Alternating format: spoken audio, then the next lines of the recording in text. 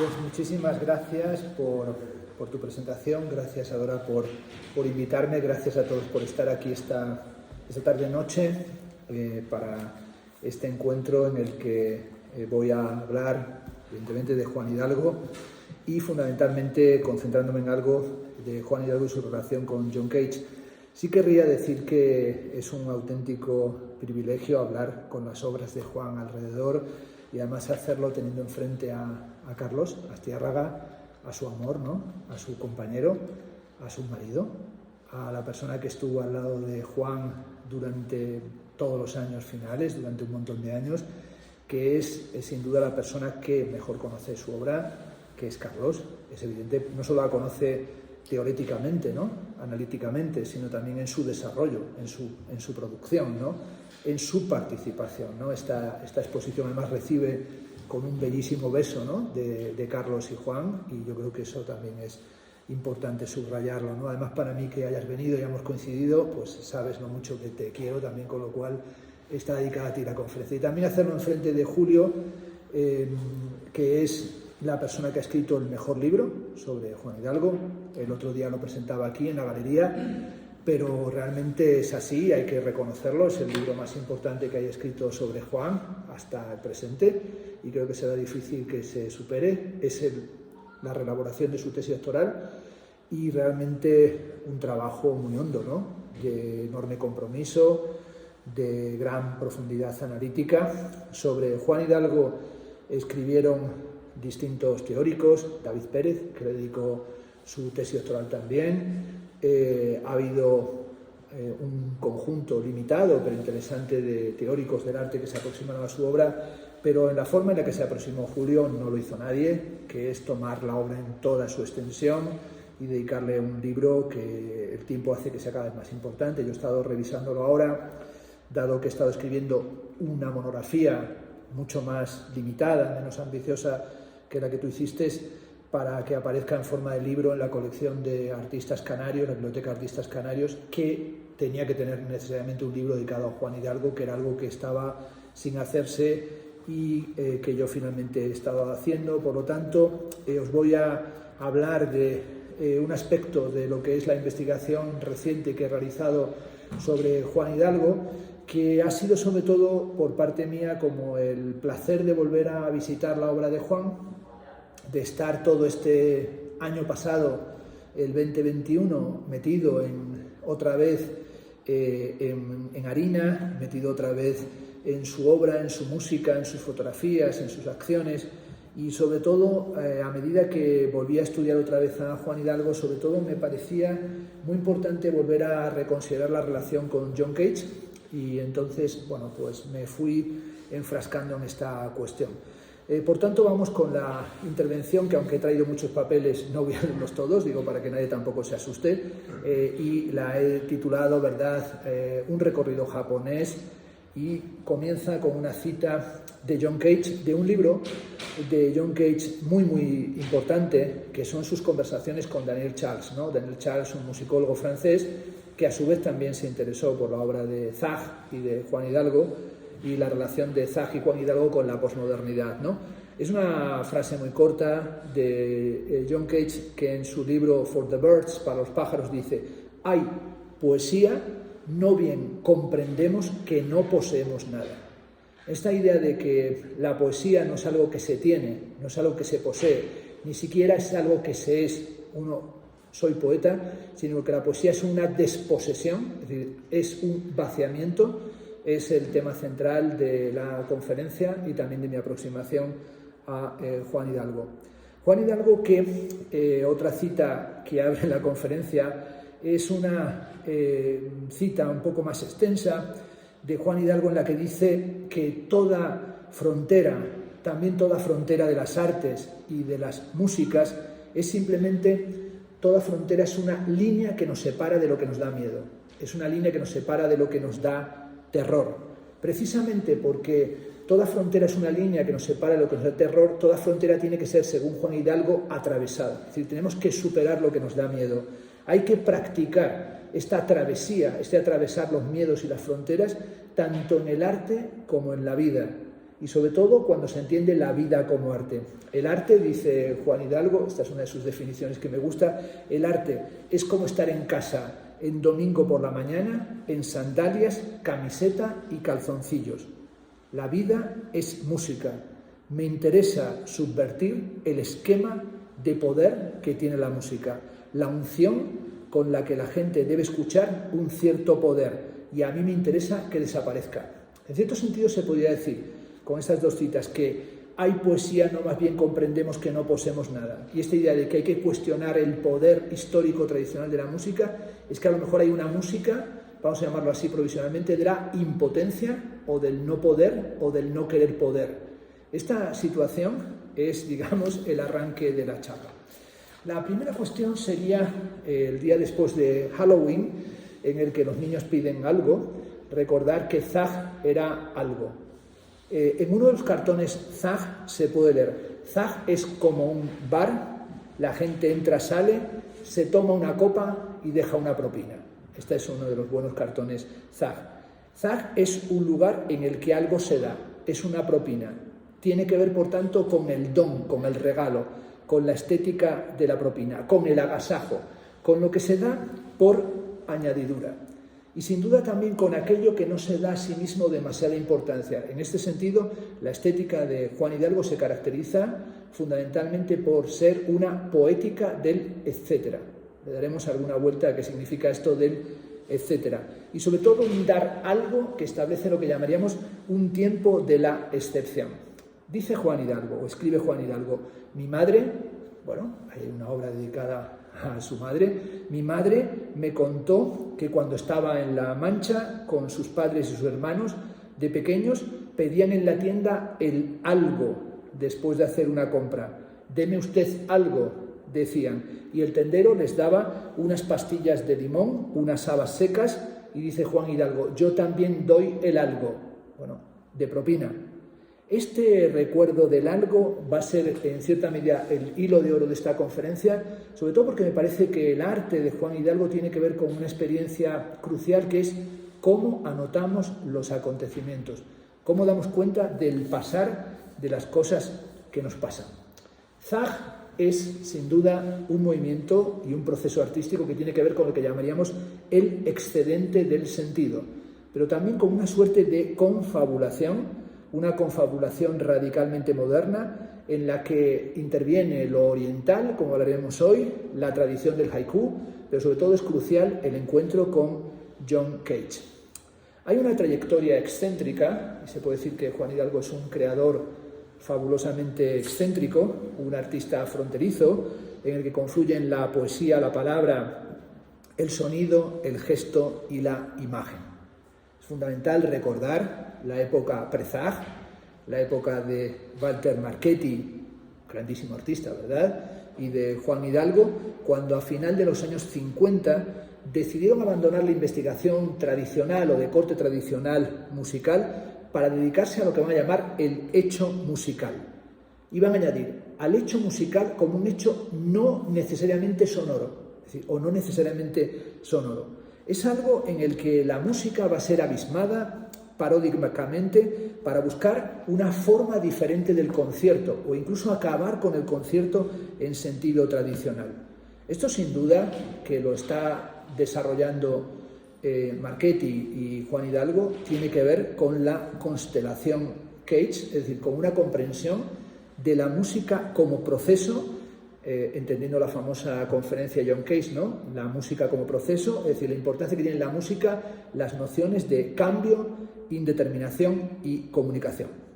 Recordemos, y perdón por esto que es bastante básico, pero sí creo que a veces es bueno recordar cosas que tenemos que tener como punto de arranque, la importancia que tienen los cursos de Darmstadt, ¿no? Esos cursos que van a ser los cursos en los que se articulen las nuevas corrientes de la música. Entre paréntesis, pequeña acotación, los cursos de Darmstadt, ¿no?, los cursos de verano de Darmstadt, se establecen por parte del Estado alemán post-nacionalsocialista, después de la Segunda Guerra Mundial, como un intento por parte de la Alemania de la época, que es el intento de restaurar aquello que ha sido totalmente cercenado por el nacionalsocialismo, y establecen al mismo tiempo dos grandes proyectos, que son los cursos de verano musicales de Darmstadt y la documenta de Kassel, ¿no? Y sobre todo lo que quieren es superar la profunda herida que ha provocado la noción de entartete Kunst, de arte degenerado, ¿no? Esa noción de arte degenerado que, como sabemos, le ha servido al nacionalsocialismo desde la exposición que montan por iniciativa de Goebbels, ¿no? Pero por iniciativa también directa del propio Hitler, para acabar con el arte de vanguardia, haciendo la famosa comparación entre el trabajo pseudoartístico o paraartístico de los enfermos mentales y el arte de vanguardia, y un intento de acabar también con una cultura que consideran comunista, bolchevique, degenerada, pero degenerada no solamente en el sentido judío, sino también aquello que tiene que ver con la psiquiatría, con la enfermedad mental y con la propia homosexualidad. Porque, por ejemplo, una de las cuestiones que no se suele decir es que el asesinato masivo nacionalsocialista no solamente es el de los judíos, sino que el asesinato más sistemático va a ser el de los enfermos mentales, y también va a ser tremendo el de los homosexuales, ¿no? Esos cursos de Darmstadt van a ser fundamentales, y hay que recordar sobre todo los cursos que se desarrollan entre 1955 y 1958. Yo ahora, trabajando este libro para Juan Hidalgo, o en torno a Juan Hidalgo, me he percatado de una cuestión bastante curiosa. En 1958, el filósofo y musicólogo Theodor Wiesengrund-Adorno imparte en Darmstadt una conferencia crucial que se titula Vers una Musik instrumental, hacia una música informal. Y esta conferencia de Adorno sobre una música informal la pronuncia justamente al día siguiente de un concierto con obras de Cage, que estaba sustituyendo al invitado a hacer los conciertos ese año en Darmstadt, que era el gran músico francés Pierre Boulez. Ese curso de Cage y esos conciertos de Cage y esa conferencia de Adorno se hacen en un momento en el que Cage interpreta, o lleva como interpretación ese día, la Incidental Music de Georg Brecht. Va a llevar también una obra de La Monte-Young dedicada a Henry Flint, y una serie de piezas musicales de Ichiyanagi que se llaman las Stanze. Adorno, en esa conferencia Vers una Musik informelle, habla contra Cage y habla también contra Mauricio Kagel y habla contra los neodadaístas. Y es justamente curioso porque esa conferencia se da en el momento en el que Juan Hidalgo conoce a John Cage, lo cual me llevó a pensar que con toda certeza pudo escuchar la conferencia de Theodor Wiesengrund-Adorno, Vers una Musik informelle, que va a ser la conferencia que conteste Metzger cuando hable del carácter envejecido de la filosofía de la nueva música, en la que Metzger va a defender a Cage y a sus discípulos. Es decir, que en cierta medida Juan entra en contacto con Cage en el momento en el que los defensores de la filosofía de la nueva música, a saber Adorno como defensor de Alban Berg, pero también especialmente de Schoenberg y crítico de Stravinsky, está estableciendo un intento de dominar filosófico-musicalmente la escena alemana, desplazando a Anton Weber, que era el defendido por Boulez y por Stockhausen, pero sobre todo, por casualidad, Cage está programando ya en Darmstadt y está programando a una serie de artistas y músicos como La Monte-Young, que son fundamentales en lo que va a ser Fluxus a partir del festival del año 62 que se llama Neodada en la música. Juan Hidalgo le contó a Jones Barber, cuando estaba preparando su libro sobre Zag y Juan Hidalgo, lo difícil que fue para él hacer la transición entre su periodo serialista, es decir, su formación musical italiana, ¿no?, y el vínculo que él tenía con músicos como Bruno Maderna, y lo difícil que fue para él transitar desde esa posición en la que Juan Hidalgo, hay que decirlo, estaba muy, muy reconocido. Es decir, de hecho, él va a Darmstadt. Juan Hidalgo es el primer, esto es históricamente cierto, es el primer músico español que es programado e invitado a Darmstadt. Pero no podemos tampoco congratularnos, porque no va como músico español, va como músico italiano. Es decir, le invitan como músico por Italia, que es esa cuestión de a veces, no, es que ese era músico español, no, era músico italiano, era un músico que estaba vinculado con Italia y que le invitan porque conocen el trabajo suyo que está realizando en la estela de los trabajos de Maderna, ¿no?, y en lo que sería toda la música serialista y postserialista que se estaba haciendo en Italia, ¿no? En ese momento él transita desde esa posición que podía haberle permitido ser un músico, ¿no?, que continuara esa dimensión manierista en la línea de Maderna, o acaso dialogando con respecto a las cuestiones más sociales de la música, por ejemplo, de Nono, saliendo de algo que en Juan Hidalgo es muy impresionante como músico, que es su tendencia al preciosismo, ¿no?, ¿verdad?, a una música muy preciosista, a una música tremendamente perfeccionista, y sobre todo con una preocupación por las tablas de armónicos, por ejemplo, que era una cuestión que también le importaba muchísimo en la música a Walter Marchetti. Y sobre todo cuando se encuentran con John Cage, quedaron muy sorprendidos cuando escucharon su música, pero más todavía cuando estudiaron la partitura del concierto para piano. Perdón por esta parte tan musical, pero estaba anunciado que trataríamos de John Cage y no me gustaría dejar de contarlo, ¿no?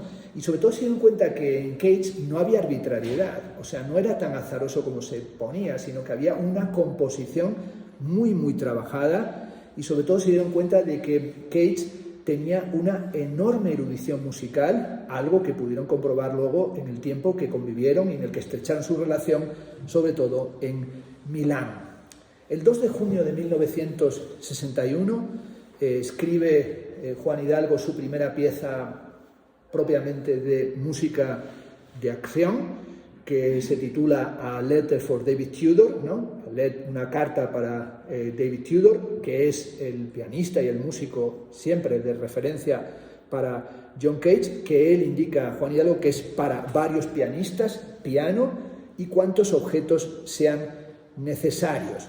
Pero sobre todo una composición que se entiende para Juan Hidalgo como una composición abierta, una idea de composición abierta que se basa en la teoría musical del propio Cage, en el que se entiende que lo específico de la música no es el sonido, o no es el sonido trabajado de la forma tradicional, y sobre todo tiene que ver también con toda la reflexión y especulación y trabajo de John Cage en relación a la cuestión del silencio.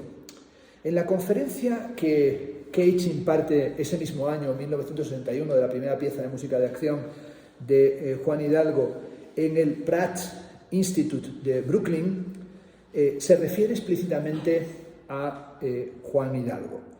Es una conferencia que está recogida en el libro de John Cage, Silence, que es tal vez de los libros programáticos de Cage el más importante. Es un texto partido en columnas, y a veces difícil de leer o de difícil lectura, y en él, luego cada vez que se cita recompuesta la frase que está allí troceada. En él, John Cage dice que Juan Hidalgo ha cometido un error.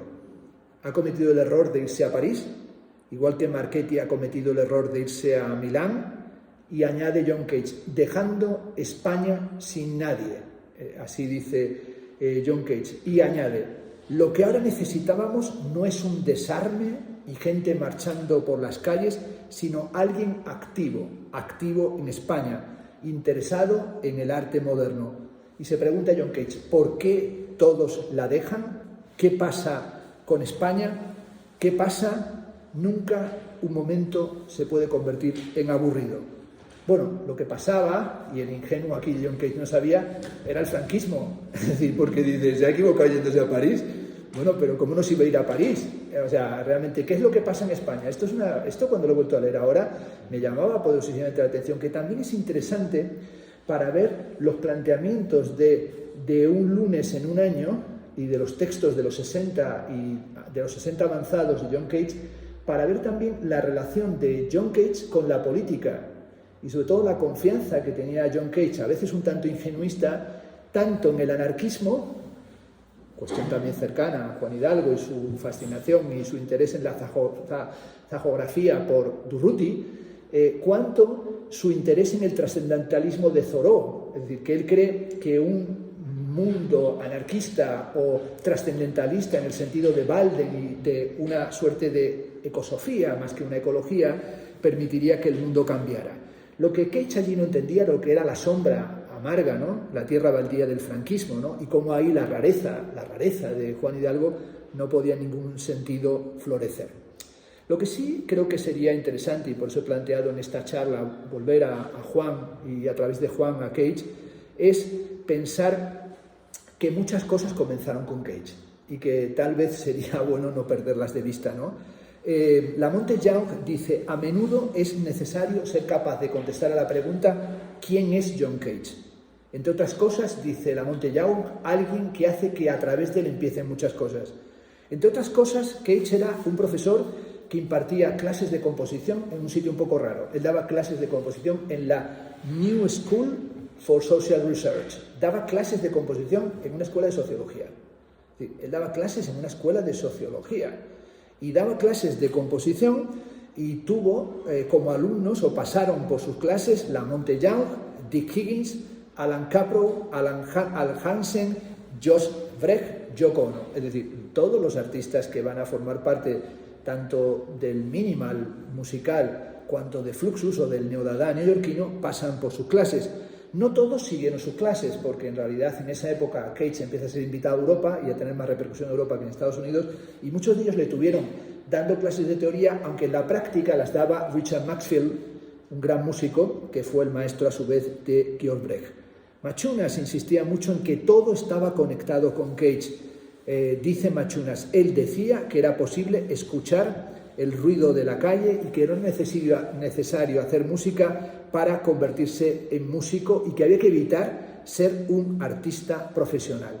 El concepto cambiante del sonido y de la música de John Cage tuvo, en cierto sentido, más repercusión en Europa en un cierto momento que en Estados Unidos, y sobre todo a partir de la conferencia que se tituló Composición como proceso, que impartió como invitado de nuevo en Darmstadt, invitado por Wolfgang Steinecke a los encuentros internacionales de nueva música. Juan Hidalgo expone con sencillez cómo fue su encuentro con el músico norteamericano.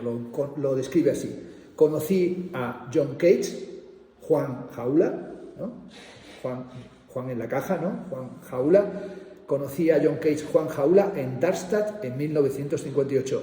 Me fue presentado por David Tudor, el pianista, escribe con mayúscula. Poco después convivimos en Milán durante largo tiempo y se convirtió en mi padre.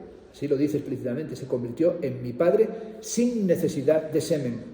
Fue ruido y silencio y nada más.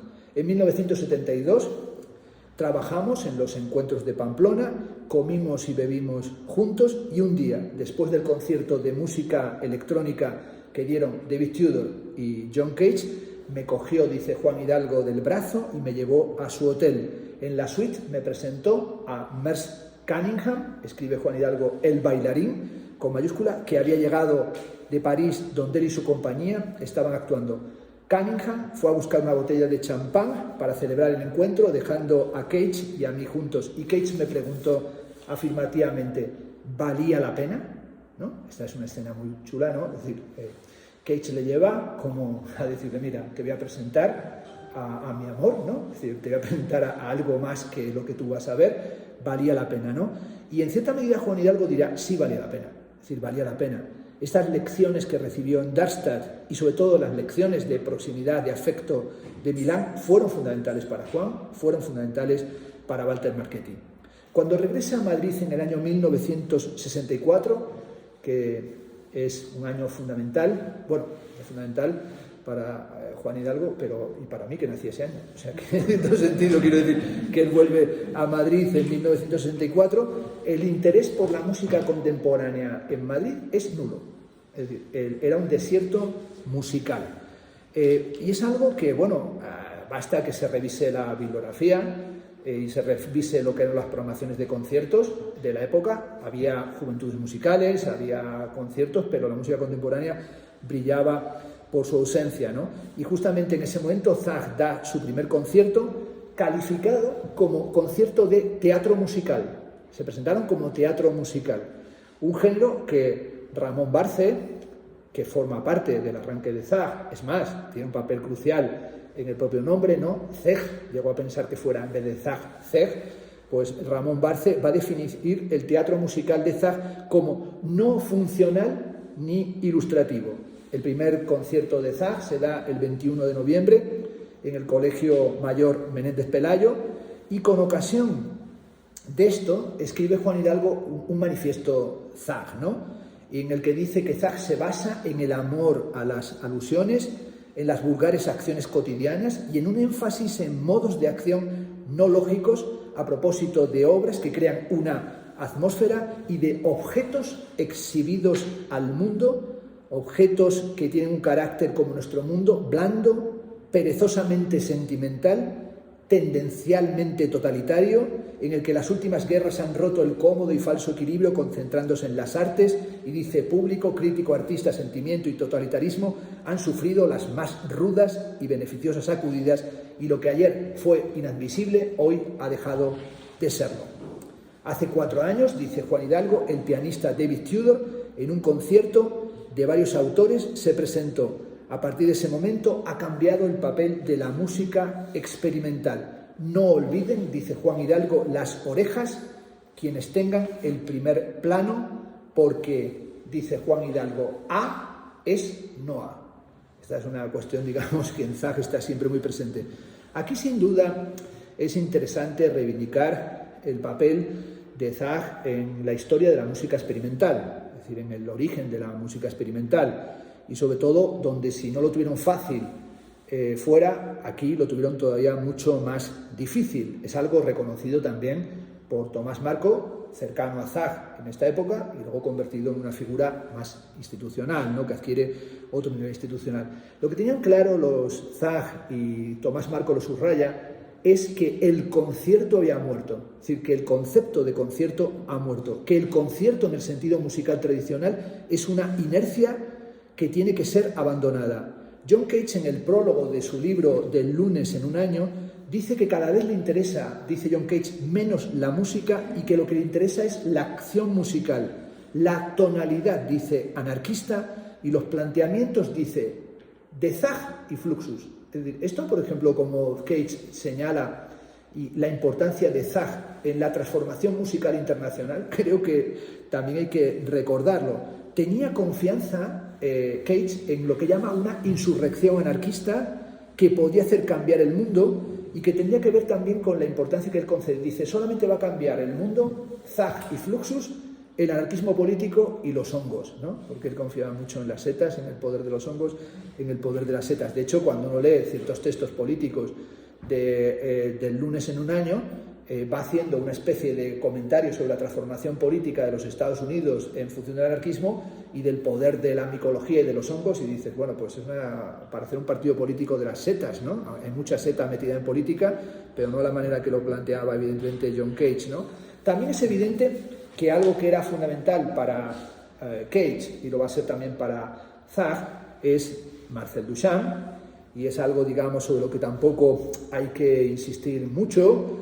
En sus conversaciones con Joan Retelac, que este verano pasado he estado revisando en profundidad, en las conversaciones sobre artes plásticas que tiene Cage con Retelac, que las tiene el último año de vida de John Cage, sobre todo él vuelve mucho sobre Marcel Duchamp y sobre por qué él va a hacer los grabados que va a hacer, porque, como sabéis, hay una parte muy hermosa de grabados de John Cage, Without Horizons, por ejemplo, la serie Sin Horizontes, que los va a grabar para Crown Point Press, ¿no? Y él dice que a él le impresionó mucho siempre la obra de Marcel Duchamp. Dice, cuando uno va a una exposición está el arte que hacen todos y lo que hace Marcel Duchamp, que es totalmente diferente a lo que hacen los demás. Dice, los demás hacen arte, Marcel Duchamp recoge polvo, recordando la famosa fotografía de Man Ray, criadero de polvo. También le interesaba mucho, por ejemplo, la pintura de Mark Tobey y evidentemente la pintura de Rauschenberg, al que había conocido, y a Jasper Johns en el Black Mountain College.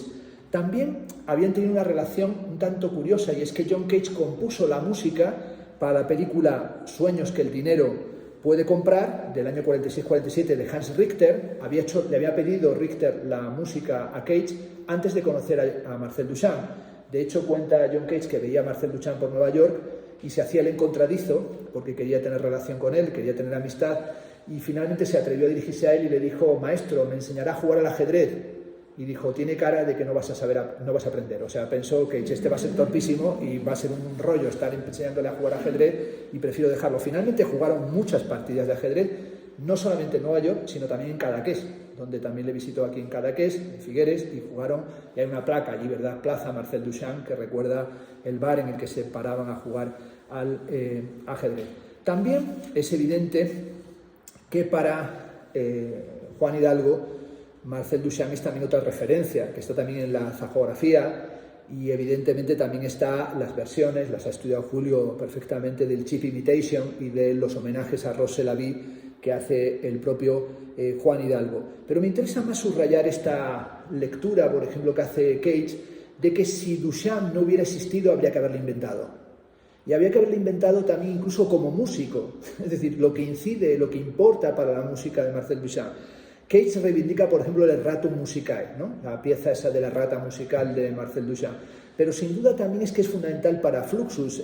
Machunas dijo, Fluxus no existiría sin la Boîte en Valise, sin Speaky Jones, sin el gag, sin Marcel Duchamp. Es decir, no existiría sin John Cage y sin Marcel Duchamp.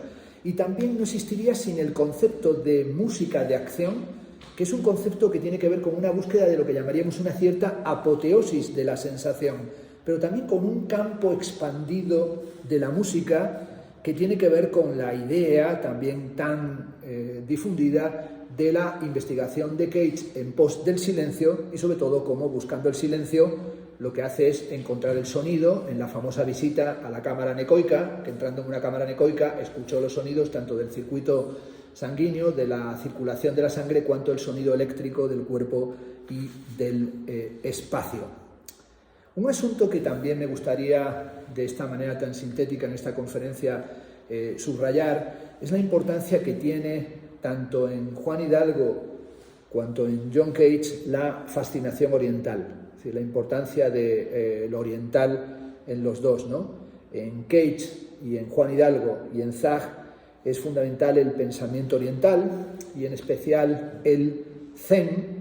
Y bueno, es evidente que no es solamente un asunto propio de Cage y de Juan Hidalgo o de Zag, sino que el Zen va a tener una enorme penetración en tendencias artísticas, literarias y culturales de toda esta época. Pensemos en la importancia que tiene el Zen y que tiene Oriente para la Beat Generation, es decir, la importancia que tiene en Kerouac, ¿no? Su famoso libro Los vagabundos del Dharma, en Ginsberg, el viaje a Oriente, que lo encontramos también en Hermann Hesse, en el Siddhartha, es decir, que hay un camino que conduce hacia la sabiduría oriental que se encuentra ya en Schopenhauer, en el mundo contrarrepresentación, que también se encuentra evidentemente en ciertos textos nietzscheanos y que va a tener una enorme importancia evidentemente por la figura del maestro Suzuki y sobre todo lo que va a ser el Zen californiano, ¿no?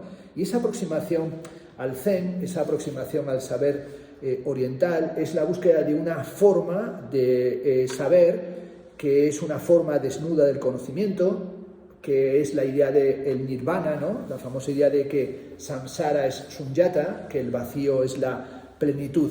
Una cuestión que, digamos, está presente en Cage y que también esta misma mañana estaba recordando que se encuentra, por ejemplo, en la poesía de Octavio Paz, es decir, toda la obra poética de Octavio Paz, que no por casualidad tuvo también un especialísimo acercamiento a Cage, pero sobre todo a Duchamp. Es decir, escribió Octavio Paz un libro que se tituló originalmente Apariencia desnuda o El castillo de la pureza, y al que luego añadió una segunda parte que se titula Water Writes Always in Plural, el agua se escribe siempre en plural, sobre Tandoné, que sigue siendo uno de los mejores libros que se ha escrito sobre Marcel Duchamp. Hizo la edición también de lujo de la caja verde para ediciones Era, y también a su vez él hizo su viaje a Oriente, la ladera este, blanco, el monogramático, pero también, por ejemplo, esta mañana hablando de José Ángel Valente, pues también Valente se aproximó al Zen a través nada más y nada menos del Cántico Espiritual de San Juan de la Cruz, de la Guía Espiritual y de las Moradas Interiores de Teresa de Ávila, es decir, encontró cómo había un camino que conducía hacia Oriente,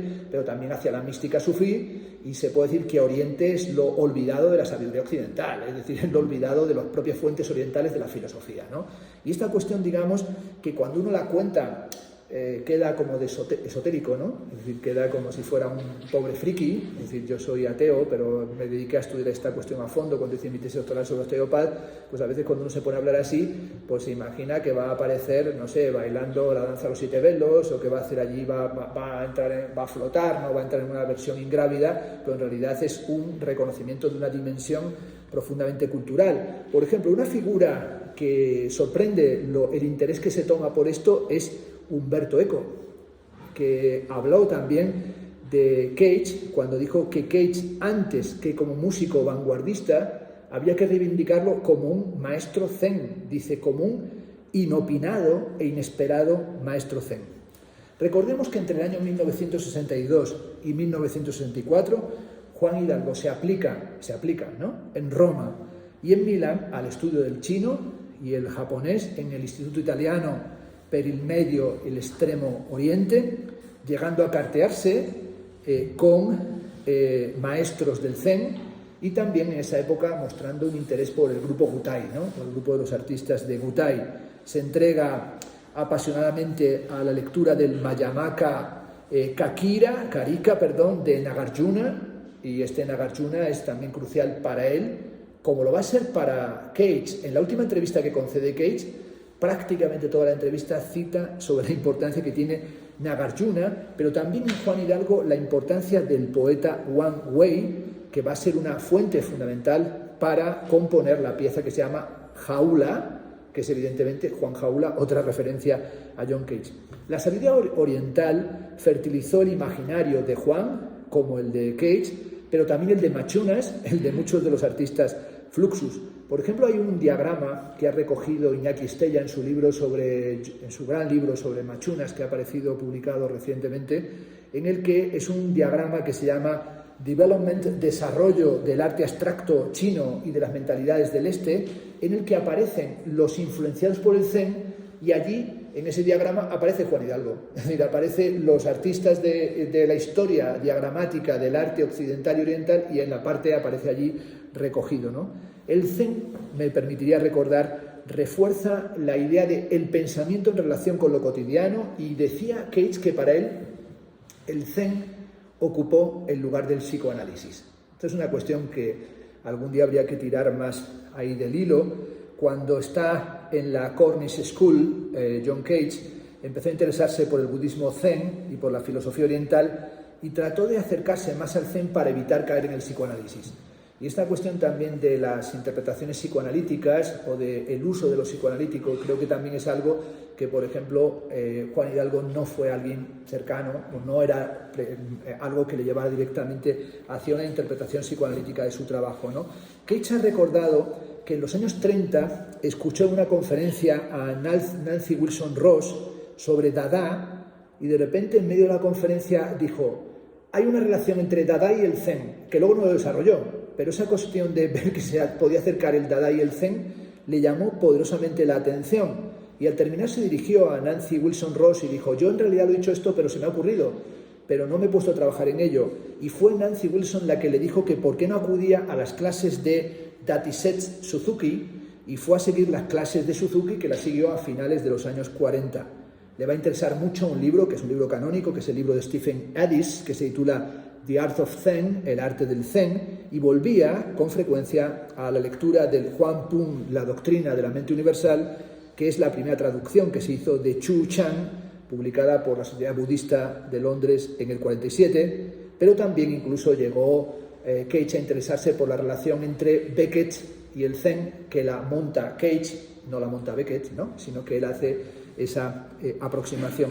Juan Hidalgo va a sentir muy reforzado su interés por Oriente por el propio interés que tiene Cage por Oriente, es decir, que refuerza su propio interés, y sobre todo ve como esa especie de relato zen en el que los maestros zen dicen también que hay que vaciarse, es decir, que hay que vaciarse, hay que llenarse para desbordarse, hay que conseguir la plenitud a través del vaciamiento, algo que también defendía, por ejemplo, Nanjun Paik. Conviene tener presente que ni Cage ni Juan Hidalgo eran propiamente orientalistas, es decir, que sería también exagerado entenderlos como orientalistas. Juan Hidalgo no se presentaba como un experto, es más, trataba a veces de evitar tener que dar explicaciones innecesarias sobre esta cuestión. Sin embargo, el conocimiento sí que lo tenía, ¿no? Ambos tenían un interés, por ejemplo, como he dicho, muy grande por Nagarjuna, del cual Juan Hidalgo cita en el preámbulo de su volumen de Juan Hidalgo de Juan Hidalgo, 1961-1991, publicado en la editorial Pretextos, cita una frase de Nagarjuna, es decir, lo pone como preámbulo. La frase es: ninguna discriminación es posible en lo real. Esta frase de Nagarjuna es preámbulo, ¿no? Aquí, ¿qué es lo que está citando de Nagarjuna? es una crítica del sentido. Es decir, no hay que buscar el sentido de las cosas, o sea, no hay que andar profundizando en el sentido de las cosas. A veces se trata únicamente de estar de pie, entendiendo que las cosas no tienen que tener siempre sentido. Esto era algo que se encuentra muy claramente en Suzuki, ¿no? Cuando afirma que nunca podemos esperar vivir una vida real de libertad si no conseguimos superar o romper la oposición entre sí y no. Zag por esto es zag y no zag, A y no A. Es la absoluta convicción de que el arte se funde inevitablemente con la vida. Y ese fundirse con la vida es el último capítulo de la charla, que sería el azaroso sonido del silencio. Como sabéis, Cage utilizó y aplicó el I Ching, el antiguo oráculo chino que se usa para responder a preguntas, para componer una serie de piezas para piano, que tituló significativamente Music of Change. Está bien que justamente en el momento de la parte de la música azarosa el teléfono está haciendo una parte de concierto, digamos, eso no lo dejemos de hacer que suene porque añade un elemento musical imprevisto, ¿no? Lo que enseña el I Ching es la aceptación de lo azaroso. Es decir, suena algo, eso es azaroso, eso forma parte de la composición. Sobre todo, una vez más, ¿qué es lo que permite el I Ching? Liberarse del yo, ¿no? Como decía Cioran, ese maldito yo. Y esta idea de liberarse del yo es también algo que se encuentra en Nietzsche. Cuando Nietzsche defiende en El nacimiento de la tragedia, en el espíritu de la música, le dice una música a la deriva, una música que no refuerza el yo, una música que depende del azar, del aquí y el ahora. En Silence, en el libro Silencio, cuenta Cage esta anécdota tan conocida de cómo en el año 51 entró en una cámara anecoica y escuchó el silencio, o en vez de encontrar el silencio, escuchó sonidos. Y dice, cuando descubrí que allí se estaban escuchando un sonido agudo, que era el sistema nervioso, y un sonido grave, que era el de la circulación, me di cuenta que no existe el silencio perfecto. Cuando dice la gente, el silencio de John Cage, ¿no? Es que hemos conseguido el silencio de Cage. ¿Será que no existe el silencio? Es decir, no existe, lo que él descubre es que no existe el silencio. Y eso no le lleva a estar deprimido, sino que añade una frase Cage, hasta el día que me muera habrá sonidos. Es decir, el ruido eterno del que habla Alex Ross, ¿no? En su libro sobre la historia de la música del siglo XX. Pero esos sonidos, ¿qué es lo que son? Son sonidos no intencionales, sonidos del sistema nervioso y de la circulación de la sangre. Se trata nada más y nada menos que de tener los oídos bien abiertos, algo que, por cierto, no es nada fácil. Es decir, tener los oídos abiertos, estar dispuestos a escuchar lo inaudito, no es nada fácil. Como opuesto al silencio, esto es Juan Hidalgo. Bueno, Juan Hidalgo, escribiendo sobre John Cage, Juan Hidalgo escribió el epílogo de la edición Silencio, publicada en la editorial Ardora, en España, ¿no? Y dice Juan a propósito de Cage, como opuesto al silencio, con mayúscula, nos enfrentamos al ruido, y entre el ruido o los ruidos no hay ninguno más potente que ese silencio cultural que buscamos afanosamente muchas veces en el transcurso de nuestras vidas. Los sonidos continúan más allá de la muerte y esto hace que no tengamos que preocuparnos por el futuro de la música. La conclusión de Cage es que el sonido no deja de existir. Esto es, el silencio no existe. Y esta es como aquella afirmación de Octavio Paz de que el silencio es a veces la música, pero la música no es silencio, sino tendencia hacia él, tendencia accidental. Cage, en cierto sentido, dialoga con la paradoja schönbergiana. Recordad que Cage quiso ser discípulo de Schönberg y Schönberg en cierta medida le dio largas, que es la de la repetición, variación musical, la aparición de la alteración, la anulación del sonido, la importancia del azar en la música. Una importancia que tiene que ver en realidad también con la lectura que el propio Cage hacía, por ejemplo, de la historia de la poesía moderna desde el QDD, la importancia que le concedía a Mallarmé, pero sobre todo la enorme pasión de la escucha que tenía John Cage, que va a tener que ver con la idea de música oblicua o de escucha oblicua que Daniel Charles detectó en Zag y concretamente en Juan Hidalgo. Una escucha oblicua que hay que recordar que no era fácil, porque en realidad la música y la concepción del arte de Zag y de Juan Hidalgo era un escándalo, ¿no? Esto suena muy Rafael, ahora que lo he pronunciado, ¿no? Me dice escándalo, y suena como, esto es un escándalo, suena un momento Rafael, bueno, pero un escándalo musical, ¿no? El comportamiento de los músicos de Zag era, en su época, escandaloso, ¿no? Motivo de escándalo, ¿no? Ha recogido Julio, han recogido David Pérez, han recogido Sarmiento, ¿no?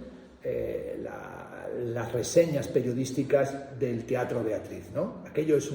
Eso es una lectura para un fin de semana, pasar un buen rato leyendo aquellas reseñas donde al trabajo de los Zag se añade el disparate del periodismo de la época, ¿no?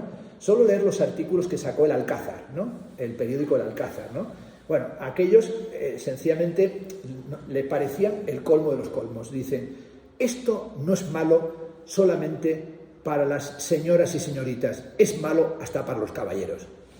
Esto perjudica a todo el mundo. Y entonces describe a gente con corbata como huyendo del teatro, como diciendo, hubo gente que huyó despavorida y dice, un señor muy refinado tropezó y casi se mata, como salía la gente en estampida. O sea, aquello debió ser la de San Dios, ¿no? O sea, el momento de qué es lo que han liado. Sobre todo era como algo que se va a considerar, y así lo van a reseñar en aquel momento, un crítico va a decir, esto no es que sea malo, que lo es, no es que sea una zarandaja inaceptable, es que es muy peligroso. O sea, esto es peligroso. Danger music, van a decir de la música de Dick Higgins, ¿no? Música peligrosa. Por eso lo van a calificar, y yo titulé el texto de nuestra exposición, porque siempre digo que la exposición de Tabacalera es nuestra, lo decimos Carlos y yo. Yo firmé el comisariado, pero estuvimos trabajando los dos, pasando frío y haciendo el montaje juntos. Lo titulé en aquel momento unas zarandajas soberanamente bobas, porque lo titularon así, la crítica, unas zarandajas soberanamente bobas. Hay que reconocer que cuando una crítica te llaman así, es una condecoración, unas zarandajas soberanamente bobas. Pero sobre todo había una sospecha de qué era aquello, ¿no? De repente, un piano y unos rollos de papel higiénico, un piano que no se tocaba, una interpretación constante de un trabajo que algunos detectaron que tenía que ver con Cage, porque de hecho en el primer concierto Zag se hace una interpretación de 4 minutos 33 segundos, y la interpretación que hacen los Zag de 4:33 es un músico metido en una jaula que se libera de la jaula de la música. Juan Jaulas, es decir, hay que liberar al músico enjaulado, al músico encajado, al músico enqueijado, diríamos, al músico metido en la caja incluso de John Cage. Juan Hidalgo va a trabajar constantemente en esa idea de escapar del narcisismo musical, escapar de ese momento de éxtasis del yo, ¿no? Hay un texto muy bueno, como lo son todos los de Juan, que dice, el león ruge, el gato maulla, el perro ladra, el asno rebuzna y el hombre yoea, ¿no? El hombre yoea. Esto es yoea. La obsesión del sujeto entronizado por su genialidad acaba siendo como un rebuzno o un maullido, como un burro que va siempre delante, como se dice, para que nos espante. Sin ningún género de dudas, el encuentro con Cage, que es lo que me interesaba subrayar, fue decisivo para Juan Hidalgo. Ellos lo vuelven a contar en muchos momentos, ¿no? Vuelven a decirlo en otra ocasión. En el 58 fuimos Marchetti y yo a Darmstadt. Es decir, lo cuentan una y otra vez como un viaje iniciático, ¿no? Como una peregrinación. Y allí nos encontramos con Cage y David Tudor haciendo un concierto de piano a la americana a 2 pianos. Allí le conocimos e iniciamos una relación que ha llegado a ser muy íntima. Esta es una expresión que me interesa. Con Cage entramos en el campo de las acciones. En Milán, cuentan la famosa anécdota, Cage se presentó a Lascia o Redopia, al famoso concurso que además ganó, un programa de televisión que ganó un premio. Walter Marchetti participó con el tema de la música contemporánea y también Walter ganó 5 millones de liras, y para los caninos que estaban, pues aquello fue un respiro maravilloso, ¿no? Y sobre todo Cage participó y ganó con el tema de las setas, de los hongos. Es decir, las preguntas que le hicieron fue de setas. Pero claro, lo que no sabían es que estaban preguntando al fundador de la Sociedad Micológica Neoyorquina, es decir, que es a un experto absoluto. Y entonces él propuso varios temas, música, no sé qué, y setas, y dijeron, pues setas. Y no solamente lo respondió, sino que dio las denominaciones en latín de todas las setas que le preguntaron, es decir, que les pegó un baño allí que los dejó realmente secos, ¿no? Y sobre todo dice, nos pareció que Cage sabía mucho más de lo que sabía. Es decir, que era mucho más listo de lo que parecía, pero sobre todo fue ¿quién nos hizo pasar al acto? Esta es una expresión que me parecía importante. Les hizo pasar al acto. ¿Y a qué acto les hizo pasar? A comprender que la música y el arte proporcionan lo que llamaría yo todo el placer del mundo, ¿no? Es una búsqueda de todo el placer del mundo. Una música y un arte de lo imprevisible, pero también del documento público, que es lo que es el etcétera. Es decir, el etcétera que tiene que ver con la noción del koan, ¿no? Del koan, de ese documento público, que es un documento que tiene que ver también con toda la aproximación al yin y el yang, a la relación con la femineidad, pero también al recorrido japonés. Un recorrido japonés que es una obra de Juan que se puede hacer con un objeto cualquiera, ya sea en público o de forma secreta.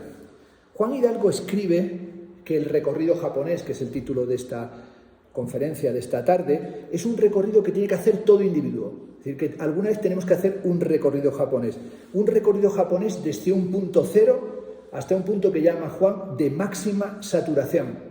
¿Qué es el punto de máxima saturación? Pues es muy sencillo, la vida. Es una narrativa desde el grado cero que tiende hacia lo atmosférico y repetitivo, que se repite olvidando, que se desborda para conseguir desde la sabiduría la inocencia. Es el acto de un sujeto que se desnuda en el escenario y que es capaz incluso de orinar en público, que construye algo así como una arqueología personal, pero sobre todo también incluso de un artista cuya dinámica hace que se exilie. Hoy le di vueltas en esa otra charla esta mañana esta cuestión del exilio, que es sin duda algo también crucial, porque el arte es experiencia del exilio. No lo digo yo, lo dice Isaac Luria, el famoso cabalista, y se dice también en el Kuzari, en el libro del Zohar, el libro del Resplandor, en la Cábala, y es que Dios crea el mundo exiliándose, porque Dios necesita retraerse en soft, porque si no se retrae lo ocupa todo. Y esa necesidad de crearse en la retracción es también un vaciamiento más allá de un desbordamiento.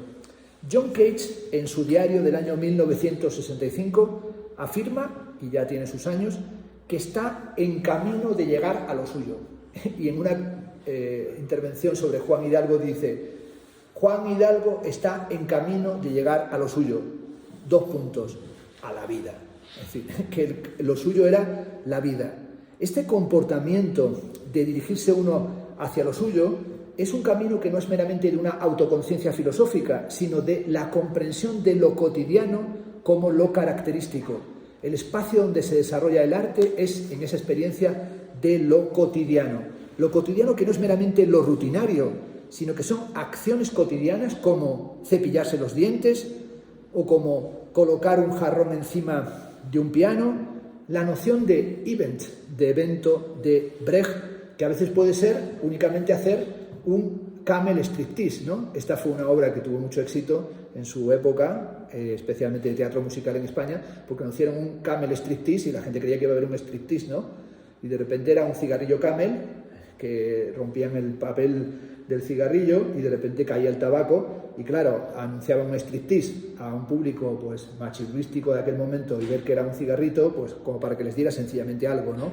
Cage había sin duda abierto el camino para esta cuestión del happening, sobre todo porque él fue el pionero en el Black Mountain College en el año 1952, cuando va a hacer su famosa acción en un contexto además en el que está muy presente la penetración en Estados Unidos en aquel momento de la lectura de Antonin Artaud, que es un tema que yo no he trabajado ahora para el libro de Juan Hidalgo, pero que sin duda el concepto de teatro de la crueldad, el teatro y su peste, o aquello que llama Antonin Artaud, poner en escena la vida en lo que tiene la vida de irrepresentable, sin duda es una noción importante.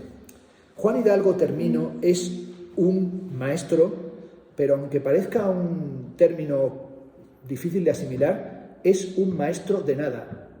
O es un maestro de nada en el sentido oriental. En este sentido, su vida es un complejo koan, una vida simple y maravillosa, como ese tiempo en el que llega lo inesperado y lo inaudito. Mi música favorita, dijo John Cage en una declaración autobiográfica del año 1989, es la música que todavía no he escuchado. Por eso dice, no escucho la música que compongo, compongo para escuchar la música que todavía no ha escuchado.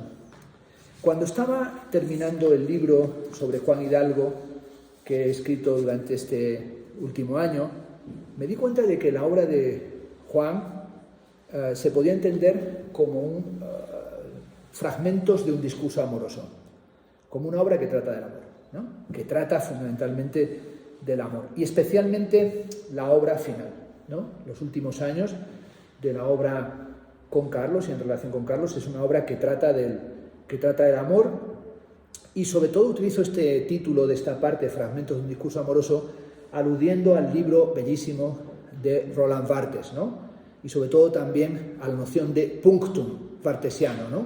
Roland Barthes escribe La Chambre Claire, la cámara lúcida, ha muerto su madre, está con la elaboración del duelo, está con la elaboración del luto, escribe al mismo tiempo en ese momento, es un momento impresionante. Barthes escribe Fragmentos de un discurso amoroso, Diccionario sobre el amor, que es una revisión de la teoría del amor de Stendhal, en el que dice que el amor es siempre atópico, no es ni utópico ni heterotópico, uno está siempre esperando una llamada que nunca llega, está siempre esperando una llamada que nunca más va a llegar. Escribe también La Chambre Claire, buscando una foto que sea su madre, lo que su madre encarna para él, y no hay ninguna foto que sea la totalidad que su madre encarna, y escribe un proyecto de novela, que nunca la llegó a escribir, que lo convierte en unos cuentos que se llaman Incidencias, titulado Últimamente he estado acostándome temprano, donde, terrible, está en anagrama traducido, donde cuenta que él salía por las noches, flagelado por la tarea de elaboración del duelo, buscando chaperos, y los chaperos los seleccionaba sin mirarlos a la cara, únicamente si tenían las manos muy sucias. Cuanto más negras y sucias tenían las manos, más grasientas, más sucias las uñas, los seleccionaba. Sobre todo porque quería, en cierta medida, hacer un proceso de identificación con el propio cadáver. Es decir, era un proceso, bueno, la luto y melancolía de Freud habla de la identificación y la proyección narcisista con relación al propio deseo de retorno del cuerpo del ser amado perdido, ¿no? Y en ese sentido él busca autodegradarse a través de las relaciones que va estableciendo en esos días, pero está buscando también lo que llama el punctum, el punto, el autómata, el autómaton, el touché, tocado. Es decir, ese momento como touché de la esgrima, tocado, herido.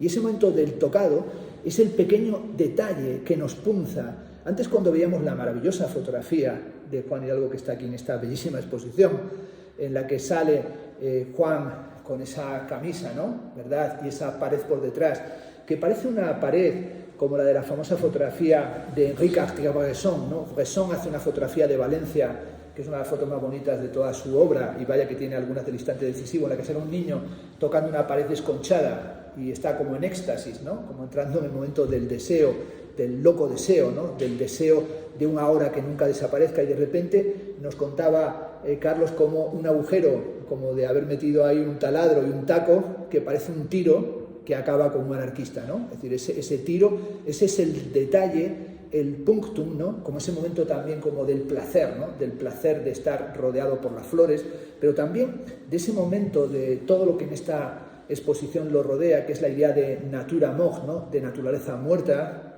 Bellísimo el texto que ha escrito Julio para la nota de prensa, ¿no? Maravilloso ese texto, que además nos recuerda la importancia de las flores, ¿no? Y el lenguaje de las flores, la evocación a través de las flores. A mí esto siempre me ha gustado y lo he contado muchas veces en clase. Cada lengua llama a las cosas evidentemente de una forma diferente. El comienzo de la historia de la pintura como pintura, en tanto que pintura diferente de la pintura mural, es el género de la naturaleza muerta y la Venus con guirnalda. Y, como sabemos, dice en francés natura mort, naturaleza muerta, los alemanes still leben, los ingleses still life, los italianos, que son los más retóricos y es la lengua más hermosa, vita fermata en un instante, la vida que se cierra en un instante, y los españoles, que son muy ruidos, decimos bodegón, cosas para comer, ¿no? Y nosotros, cuando vemos una naturaleza muerta, es un bodegón. Hay perdices, hay liebres, hay huevos fritos. Cuando uno piensa en el bodegón español, salvo la vanitas del bodegón del Cardo, de Sánchez Cotán, lo que nos encontramos es la cocina castellana, ¿no? Como cuando uno ve los bodegones o de Zurbarán, o cuando uno ve los bodegones, por ejemplo, los huevos fritos de Velázquez, ¿no? Que parece que el aceite está chisporroteando, ¿no? Que el aceite está crepitando. Y esta dimensión de las flores, de Juan es sobre todo la visión de alguien que, hay que decirlo, está ciegamente enamorado. Es decir, a mí me ha parecido cada vez más el trabajo suyo un trabajo que trata del enamoramiento, del deseo de mostrar el sexo al desnudo sin provocación, como algo normal. Cuando aparece besando a Carlos Astiárraga, es algo que no es ni reivindicativo, es sencillamente hermoso. Recuerdo cuando teníamos la exposición, ¿verdad?, que estaba vuestro beso en el metro, ¿no? Es decir, lo bello que era estar en el metro y ver a dos hombres besándose como algo que no es ni provocativo ni reivindicativo, que es fragmentos de un discurso amoroso que no ocultan dos personas que se quieren, es decir, que no ocultan que están dándose un beso. Puede ser, termino, que Zag, como dijo Cage, Zag es más no que el no, refiriéndose al teatro no. Es decir, es un modo de presentar los objetos. Por eso a veces Zag parece una nadería, pero sobre todo por la importancia que tiene la nada. Juan Hidalgo ponía en acción objetos, pero no porque quisiera que conservar esos objetos, porque no había nada que conservar. Lo que había era que convocar un tiempo del amor, un tiempo suspendido, que no es la retórica del silencio en el sentido de la carta de Lord Chandos, sino un intento de mostrar la falta de propósito de todo propósito. Es decir, no hay un propósito ni hay un sentido. Lo único que hay, como decía Cage, es hacer tal vez que la gente aprenda a escuchar. ¿A escuchar qué? Pues a escuchar los sonidos de la vida. John Cage dijo que el momento en el que él más aprendió musicalmente en toda su vida, es algo que leí recientemente y que había leído y no me di cuenta de que estaba allí, fue una ocasión que escuchó dice, simultaneidad de todo. Eso no fue cuando interpretó 433 en Woodstock, sino que sucedió en las calles de Sevilla. Dice que en Sevilla, estando muy joven, escuchó lo que llama un happening sin precedentes.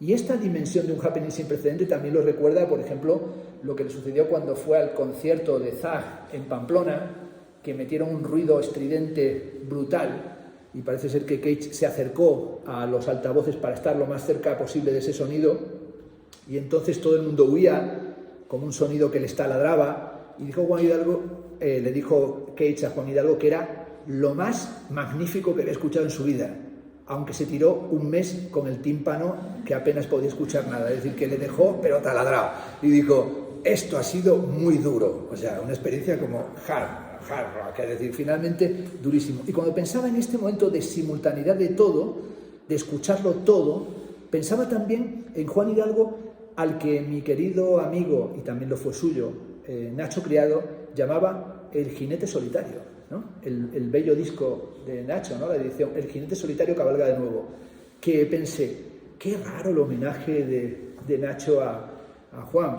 porque si era algo, no era el jinete solitario. Es decir, ¿que hizo una travesía difícil? Sí. ¿Que fue una travesía de una complejidad enorme? También. Pero jamás me pareció el jinete solitario. Era alguien que estaba en la simultaneidad también de las conversaciones. Es como si fuera ahora mismo, ¿no? Y estuviéramos en una de esas conversaciones del COC, ¿no? De una mesa en la que estaba realizando esa conversación como si fuera la tarea más importante de su vida. Por último, lo que hay que oír. En la fundacional conferencia titulada Composición como proceso, Cage señala que hay sonidos que oír y que los habrá siempre.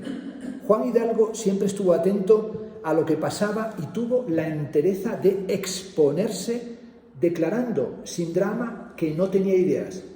Recuerdo perfectamente en la acción en la Casa Encendida, ¿verdad?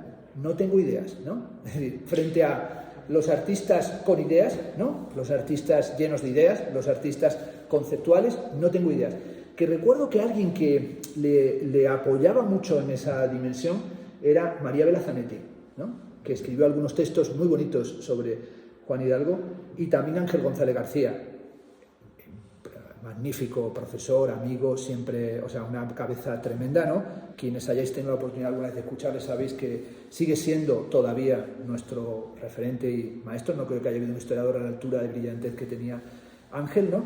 Y él también, esta idea de no tengo ideas, es decir, no tengo ideas, ni estoy lleno de ideas, ni soy el rey de la teoría, me parecía algo fundamental. La primera frase del epílogo que Juan Hidalgo escribió para la traducción del editorial de Silence, Silencio, Mardora, publicada en el 2002, es la siguiente. Dice Juan Hidalgo en la primera frase sobre Cage: hay maestros zen que mueren en paz total. Juan Hidalgo, que era, como se calificaba, un canero más, parecía tocar un piano invisible en su casa de Yacata. Me acuerdo perfectamente. El último día que nos encontramos. Y me dijo con voz tranquila: el concierto continuará. Eso fue lo último que me dijo. El concierto continuará. Como si todavía hubiera más etcéteras que mostrar. Recordemos a John Cage en el año 42, que estaba percutiendo con los nudillos una tapa de un piano cerrado, a George Machunas 20 años después martilleando en piano pis un piano o colocando un jarrón de flores encima, o a Juan Hidalgo cepillando tan pancho un piano. Los revolucionarios de la música tenían en alguna medida manía al piano, con toda la razón del mundo.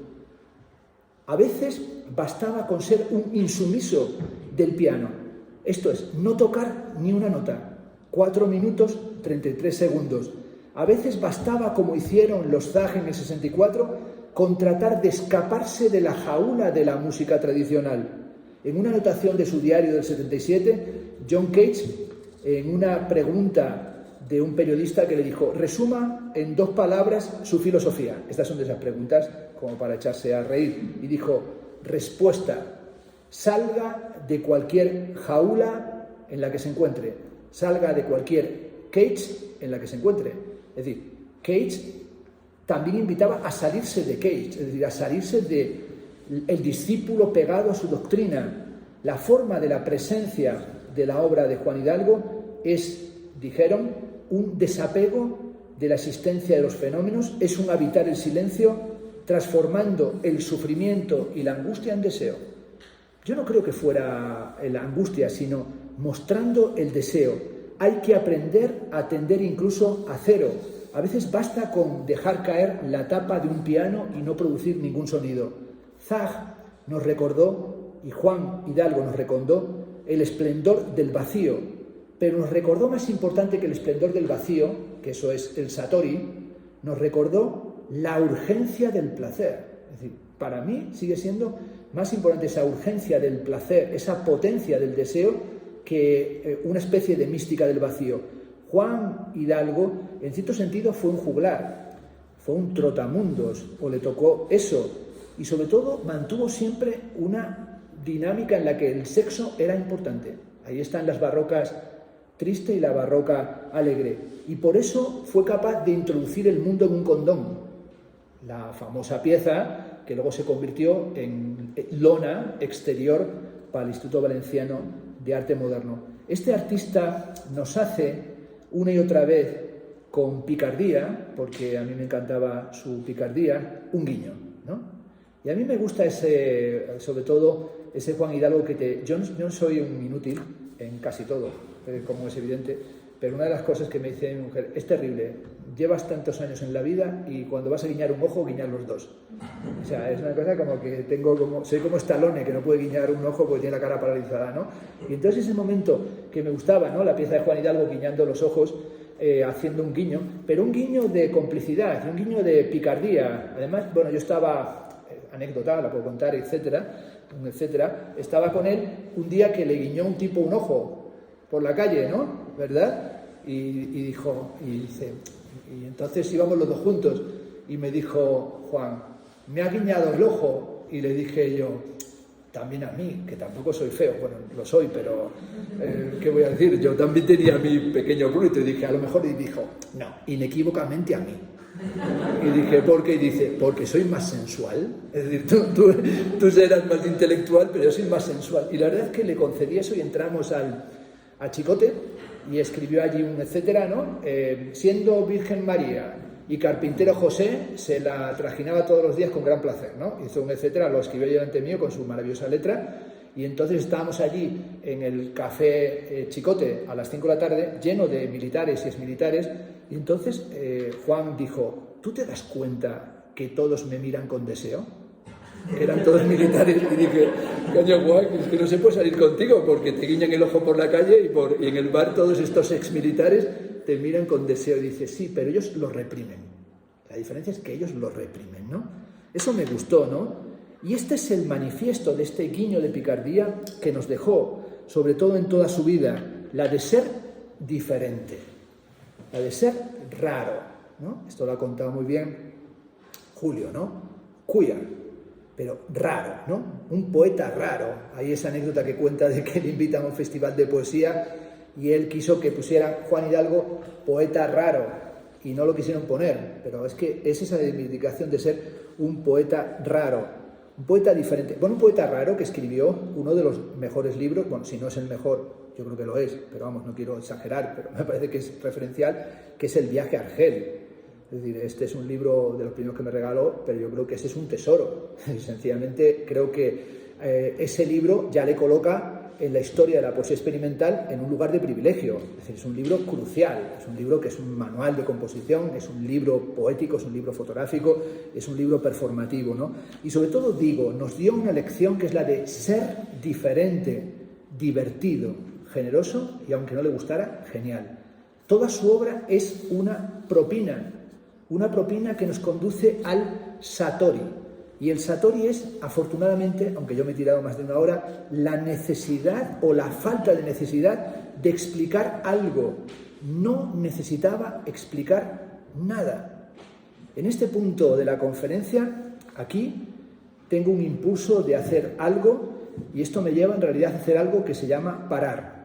Y aquí hay un texto de Juan Hidalgo que se titula Silencio, una sonata en 4 tal vez, que es el texto que escribió sobre John Cage, que dice, ¿y qué más? Y dice él, nada más. Decir más lo dice el Zen, lavar sangre con sangre. Muchas gracias.